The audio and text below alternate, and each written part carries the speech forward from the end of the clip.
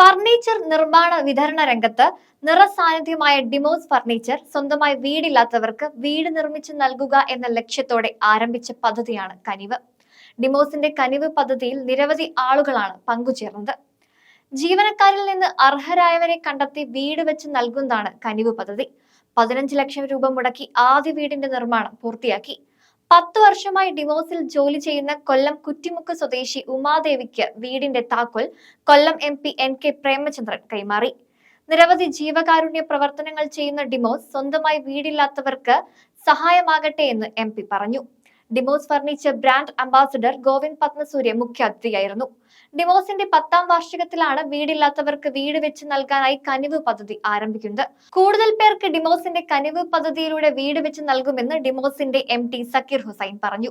നമ്മൾ ഡിമോസ് കൊല്ലത്ത് 10 വർഷം പൂർത്തിയായപ്പോൾ ഞങ്ങൾ ഒരു തീരുമാനമെടുത്തു. നമ്മുടെ ഇവിടെ കൊല്ലത്തുള്ള ഒരു സാധാരണക്കാർ വീടില്ലാത്തൊരു വീട് വെച്ച് കൊടുക്കാനുള്ള ഒരു തീരുമാനമെടുത്തു.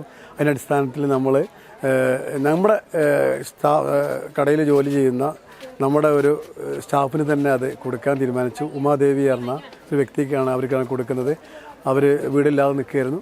അതിന് 6 മാസം മുമ്പ് പണി കഴിഞ്ഞു. ഇന്നിപ്പോൾ അത് ഫർണിഷിങ്ങോട് കൂടി ഇന്ന് പൂർത്തിയാക്കി കൊടുത്തു. അത് പിന്നെന്താ, ഈ കനിവ് എന്ന ഇത് ആദ്യത്തെ വീടാണത്.